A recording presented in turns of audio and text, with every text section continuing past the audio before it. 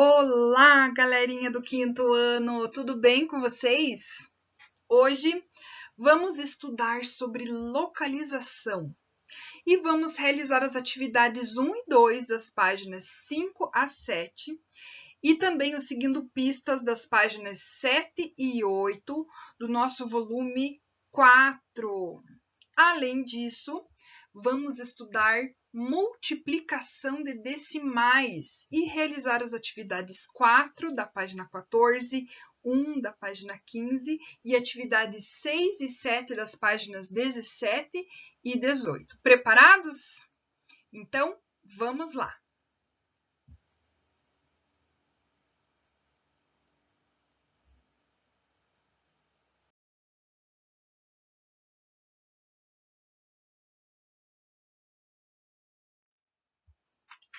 Em que lugar do mundo? Bom, o globo terrestre, na forma de uma esfera, é a representação mais próxima do nosso planeta em 3 dimensões. Já o planisfério representa a superfície da Terra planificada em um mapa. Nas duas representações, podemos ver os continentes e os oceanos. Para possibilitar a localização de alguns lugares, pessoas e objetos na superfície terrestre, foram criadas linhas imaginárias. Vamos ver quais são.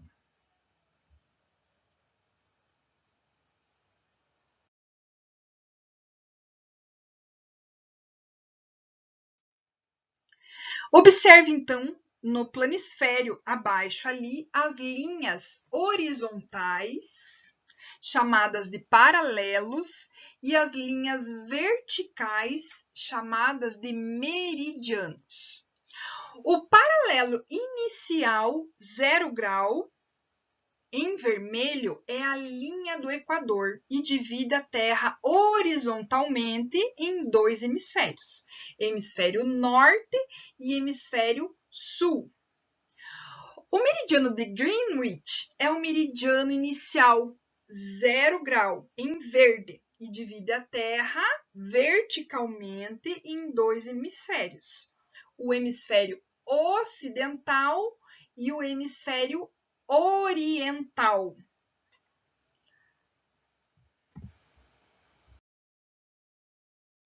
Bom, agora vamos observar essas linhas ali. Nós podemos imaginar ali, então, a linha Y vertical, que é chamada de eixo Y, e a linha horizontal, chamada de eixo X. Essa divisão é um espaço em 4 partes, bastante usada em matemática. Então, nós temos ali os quadrantes ali. Em muitas situações, usamos apenas a parte superior e direita. Observe ali a figura. Então, por exemplo, em gráficos, nós podemos usar ali a parte superior direita. Então, nós temos a linha vertical, a linha Y, e a horizontal, a linha X. No encontro dos eixos X e Y, marcamos o ponto 0, usando distâncias iguais para marcarmos outros pontos sobre os eixos, numerando-os em ordem crescente para a direita e crescente para cima. Podemos marcar pontos para desenhar figuras geométricas usando essa representação. Então, vocês podem ver aquele triângulo ABC em vermelho ali. É um triângulo criado neste modelo ali, tá? Bom, para marcar os pontos, nós usamos pares de números denominados pares ordenados. Isso quer dizer que há uma ordem na escrita dos números a ser respeitada e ela é bem importante. Escrevemos os 2 números entre parênteses, separados por uma vírgula e um espaço depois dessa vírgula. O primeiro número do par pertence ao eixo horizontal, X, e o segundo do eixo Y, vertical. Por exemplo, no gráfico ao lado, o par ordenado 3, 5, representado pelo ponto laranja, e o par ordenado 5, 3, representado pelo ponto verde. Então, ó, 3, 5, 3 horizontal, 5 vertical, ponto laranja. Agora, se eu tenho 5 horizontal e 3 na vertical, eu tenho um ponto verde aqui. A distância, a posição deles é diferente. Então, por isso é muito importante. Primeiro eu coloco eixo X, depois eu coloco o eixo Y.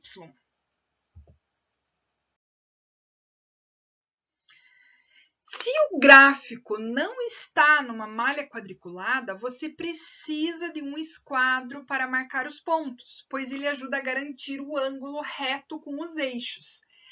Observe o passo a passo para marcar o ponto A no par ordenado 5, 4, com a ajuda de um esquadro. Então, ajuste o esquadro sobre o eixo horizontal X na marca do número 5 para traçar uma linha vertical.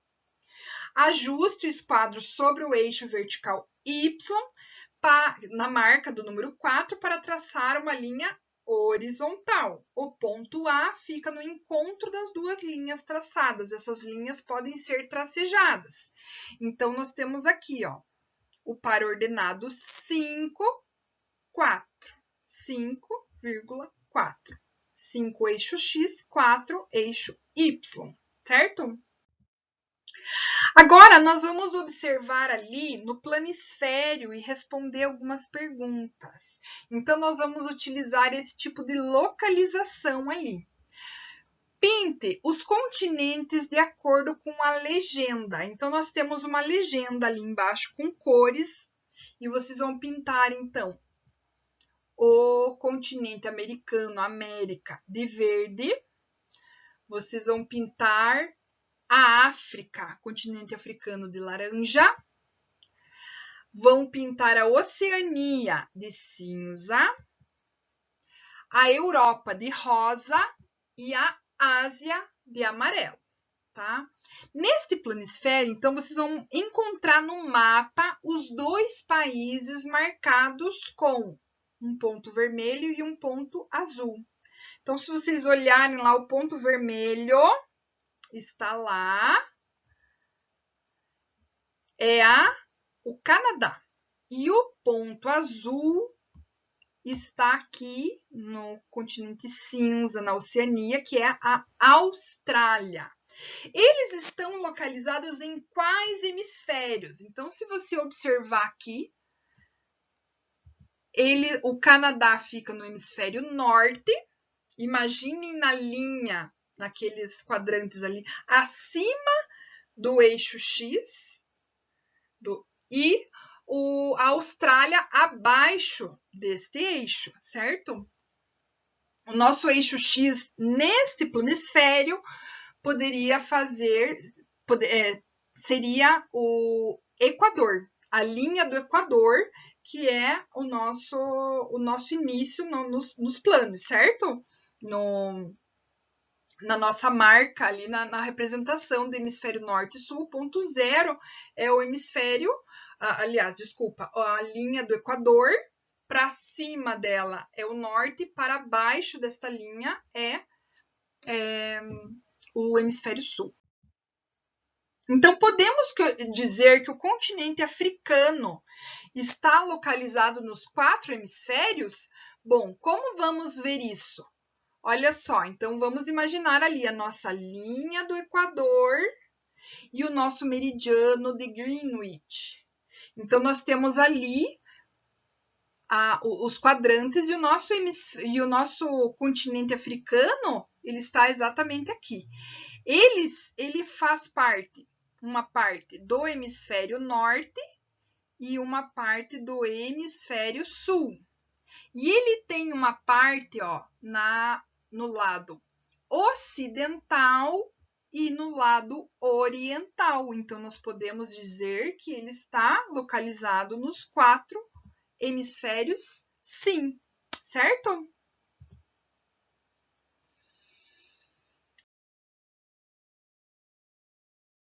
Agora, vamos para os gráficos, tá? Então, no gráfico ao lado, use o esquadro para marcar os pontos B, 2, 1, 2,1 e C, 7, 3, 7,3. Depois trace linhas retas unindo A e B, B e C e depois C e A. Que figura você obteve? Então, vamos ver lá. Então, o ponto B, nós vamos lá na linha, no 2 lá. Então, no eixo X, 2 e eixo Y, 1. Então, nós temos aqui, ó, o ponto B. Já o ponto C, nós vamos lá marcar 7 no eixo X e 3 no eixo Y. Então, nós temos aqui o ponto B e C. Depois, nós podemos marcar lá, então, vamos ligar lá o ponto A e B, o ponto B e C e A. Que figura você obteve? Tivemos um triângulo. Agora, ainda utilizando esses quadrantes, vejam só. Henrique e Joaquim estão fazendo uma brincadeira com este cartaz de figuras. Então, observe que tem uma linha vertical e uma linha horizontal. Cada um, na sua vez, escolhe uma figura e o outro deve descobrir qual é ela, fazendo perguntas, que só podem ser respondidas com sim ou não. O cartaz é repartido em 4 partes e as perguntas devem ser sobre a localização da figura. Quando for arriscar um palpite, pode usar o nome da figura na pergunta, mas se errar, perde a rodada. Então, vamos lá. Então, nós temos ali. Henrique começou escolhendo uma figura e Joaquim já obteve essas informações com as perguntas que ele fez. Está na parte inferior do cartaz. Então, nós sabemos que se está na parte inferior, é somente nesses 2 quadros que estará, certo? Não está na parte esquerda do cartaz. Então, se não está na parte esquerda do cartaz, não pode ser aqui, porque está na parte de cima, e não pode ser aqui, que está na parte inferior, como poderia, mas na parte esquerda não é. Então, nós sabemos que está aqui, tá? É um animal e não é uma ave. Bom, agora nós precisamos pensar lá. Então, tendo base essas informações, a gente sabe que a figura está apenas nesse quadrante aqui, neste pedaço aqui. Então, recorte da aba da página anterior. O que mais é possível afirmar sobre a figura do Henrique? Escolha, que ele escolheu, e colhe no espaço abaixo. Então, ali. Pode ser o sapo? Pode, porque está na parte inferior, nós temos o sapo ali, tá? Está na parte inferior, não está na parte esquerda, é um animal e não é uma ave. Então, pode ser o sapo. Não é a galinha. Bom, se não é uma ave, não pode ser a galinha. Então, não é a galinha mesmo. Está na parte inferior esquerda do cartaz. Opa! Se não está na parte esquerda, não pode ser correta essa afirmação. Então, pula. Pode ser o pato. Pato não é uma ave? Então, essa informação também não procede. Pode ser o cavalo. Pode estar na parte inferior, não está na parte esquerda, é um animal e não é uma ave. Então, pode ser o cavalo. Está na parte inferior direita do cartaz. Sim, se não é na parte inferior esquerda, é na parte inferior direita. Sim, então esta informação procede. Não pode ser a árvore. Realmente, não pode ser a árvore. Se é um animal, não pode ser a árvore, certo? Pode ser o gato. Sim, pode ser o gato. O gato está ali, está na parte inferior direita, é um animal e não é uma ave. Então, essa informação também pode ser correta. Agora, na sequência, o Joaquim perguntou se o animal tem pelo e descobriu qual era a figura após essa resposta. Bom, de todas essas opções ali, que eu sei que é um animal, Então, os animais que nós temos ali, o pato é uma ave, não pode. A galinha é uma ave, não pode. Nós temos o sapo, o cavalo e o gato. O restante não é animal, são outras coisas. Então, eu tenho essas 3 opções. Se ele fez a pergunta se o animal tem pelo e já descobriu qual era a figura, a resposta foi sim ou não. O sapo tem pelo? Não. O cavalo tem? Tem. O gato tem? Tem. Bom, se o gato e o cavalo têm, pode ser um dos dois. Então, ele não teria descoberto já, né? Então, a gente sabe que a resposta foi não. Por quê? Porque ele escolheu o sapo. Como o único animal que não tem pelos possível é o sapo.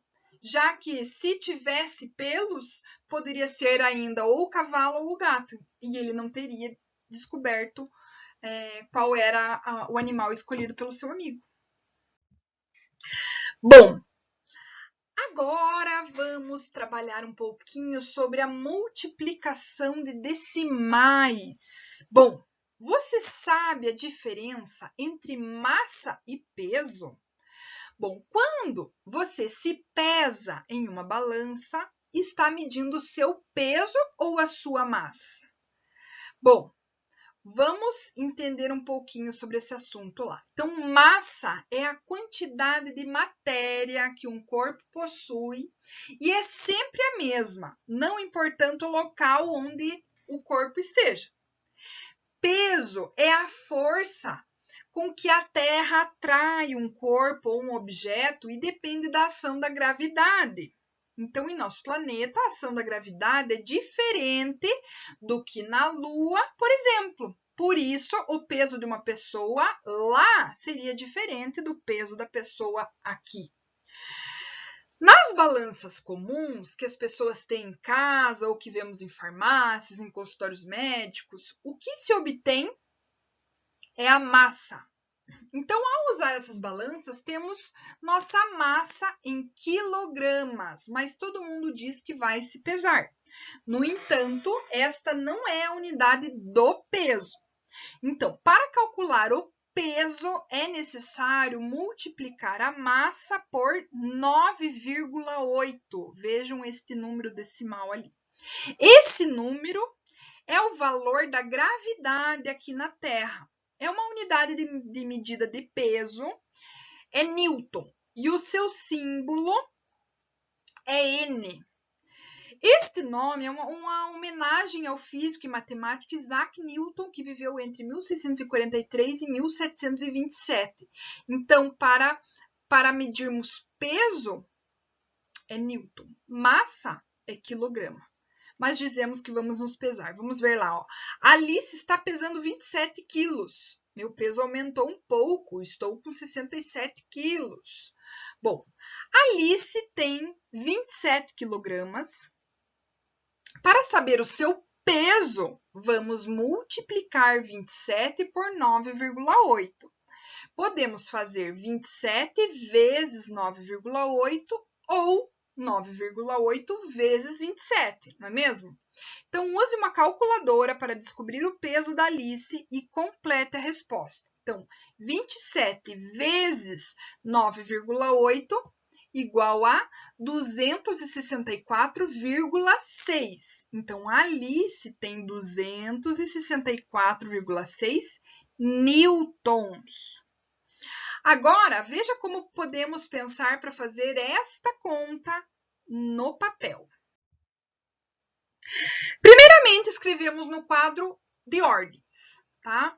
Efetuamos a multiplicação de 7 unidades por 8 e 9. Depois, multiplicamos de 2 dezenas por 8 e 9. Então, vamos lá. 7 vezes 8 décimos igual a 56 décimos. Então, 5 unidades, 5,6, tá? 7 vezes 9 unidades igual a 63 unidades. Então, eu coloco lá 63 unidades e ponho a vírgula e o número 0 nos decimais ali.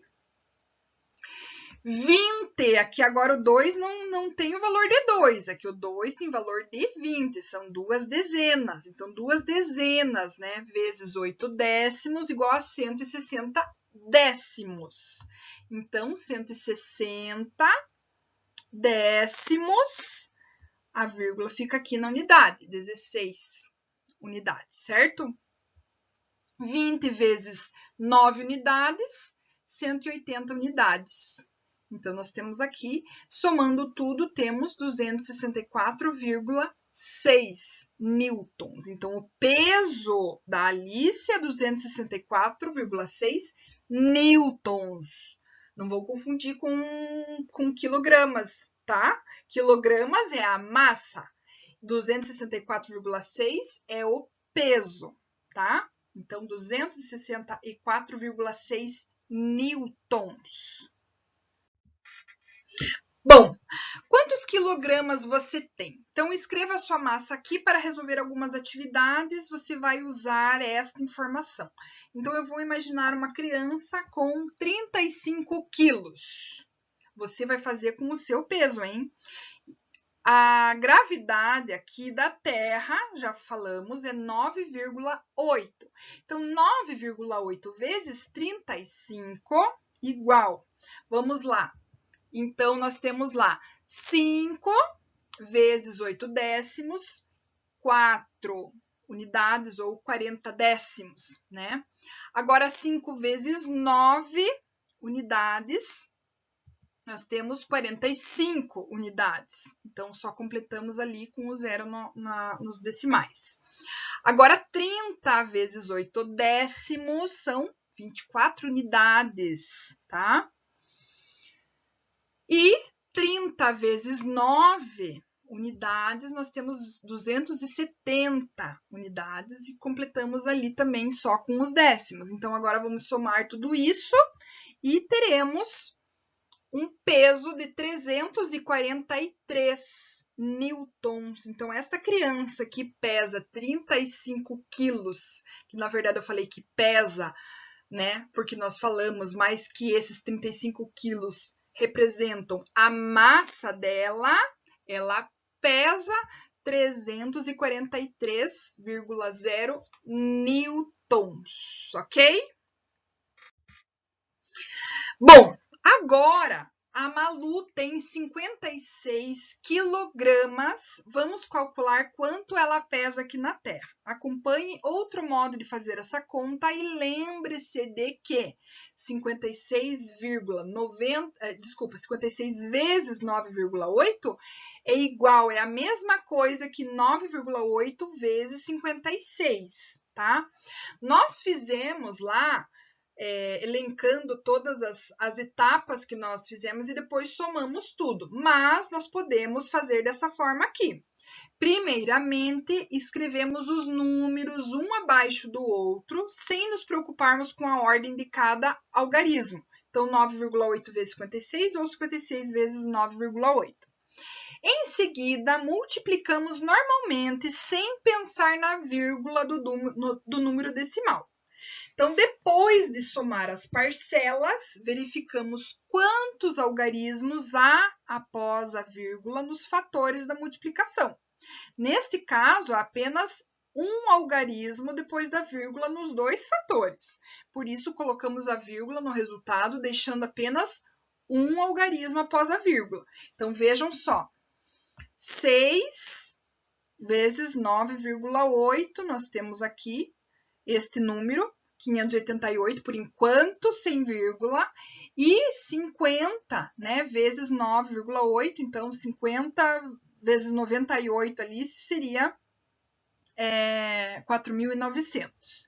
Depois, quando eu for somar, eu somo normalmente, porém eu vejo, bom, eu tenho uma vírgula só aqui, então um número só depois da vírgula. Então, a minha vírgula vem aqui, ó, vamos deixar apenas um número depois da vírgula aqui no resultado também, tá?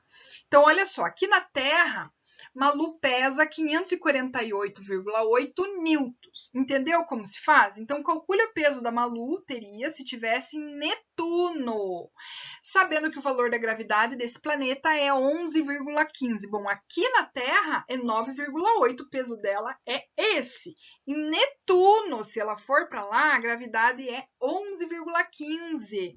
Então, vamos lá, 11,15 vezes 56 quilos, que é a massa dela.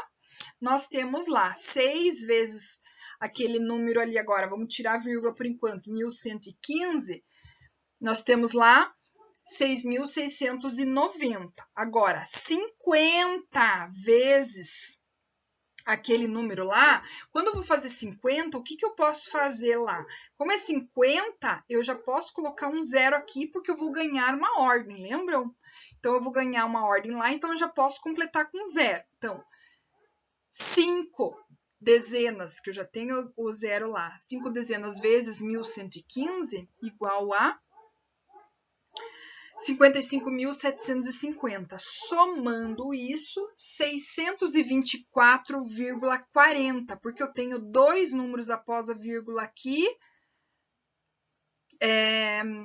nesta conta. Então, aqui eu vou colocar a vírgula antes de dois números apenas. Então, a massa, o peso, aliás, desculpa, não é a massa, o peso da Malu em Netuno é 624,40 newtons.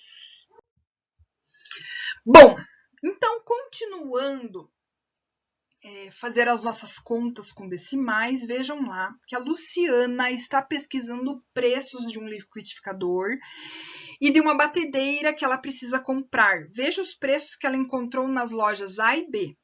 Então, na loja A, o liquidificador custa R$ 98,67 à vista, ou 6 parcelas de R$ 18,00. E a batedeira custa R$ 390,89 à vista, ou 6 parcelas de R$ 69,17.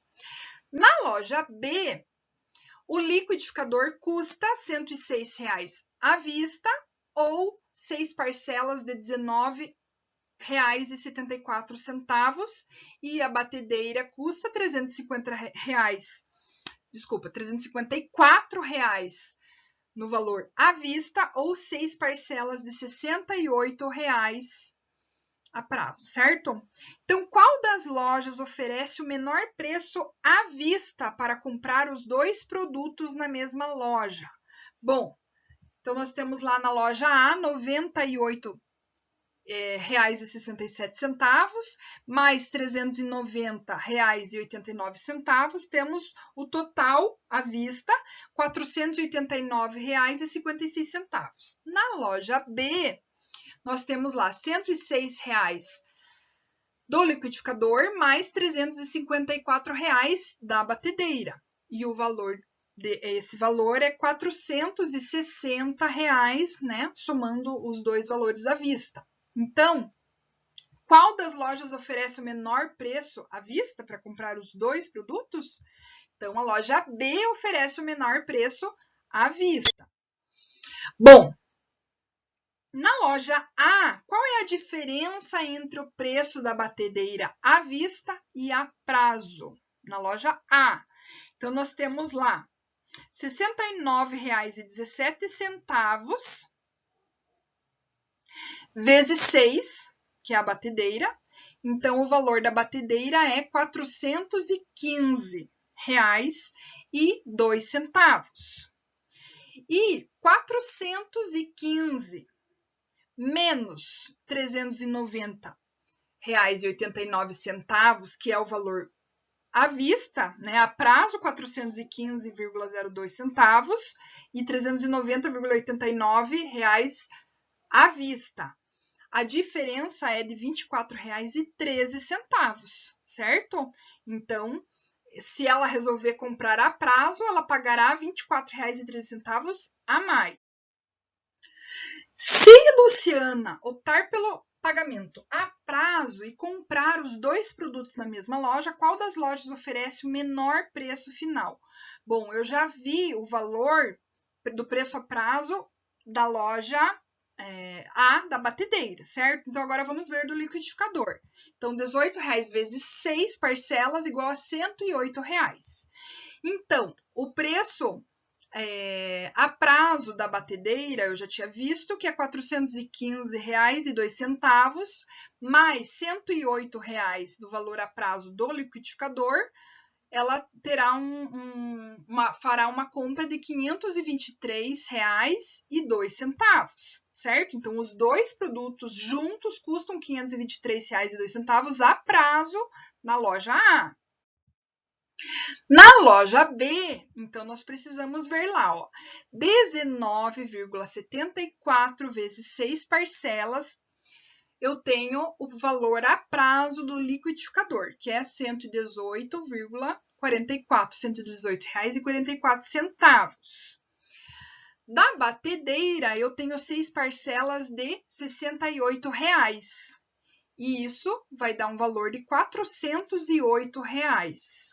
Então, se eu somar R$408 da batedeira, valor a prazo, mais R$118,44 do liquidificador, valor a prazo, ela fará uma compra de R$526,44. Então, os dois produtos juntos custam R$526,44 a prazo na loja B. Então, qual é o menor valor das duas lojas se ela comprar os dois produtos? Bom, a loja A oferece o menor preço final a prazo, certo? Agora, Paulo é marceneiro e está fazendo prateleiras com tábuas de madeira. Vou fazer prateleiras de diferentes tamanhos. Ele cortou uma dessas tábuas em 3 pedaços iguais de 2,4 metros de comprimento cada um. Calcule o comprimento dessa tábua antes de ser cortada. Bom, então, 2,4 vezes 3 pedaços igual a 7,2. Então, a tábua toda tinha 7,2 metros de comprimento antes de ser cortada. Paulo cortou a segunda tábua em 2 pedaços, um de 3,8 metros de comprimento e o outro de 2,7 metros. Qual era o comprimento inicial desta tábua? Bom, 3,8 mais 2,7, então somamos o 8 com o 7, temos 15. Então, fica os 5, as 5 unidades, e vamos passar a dezena à esquerda lá. Vamos somar com 3 e 2. Então, nós temos 6,5 metros. Portanto, o comprimento inicial da tábua era de 6,5 metros. Ele cortou a terceira tábua em 4 pedaços iguais de 1,30 metros cada e sobrou um pedaço de 80 centímetros. Quanto mediu o comprimento inicial desta tábua? Bom, então nós temos ali 1,30 metros vezes 4 pedaços igual a 5,20. 5,20 metros mais os 80 centímetros que sobraram ali, nós temos 6 metros, certo? Então, 5 mais 20 mais 80 centímetros, temos 6 metros. O comprimento inicial era de 6 metros. Legal, né? Eu espero que vocês tenham gostado da aula e um beijão e até uma próxima.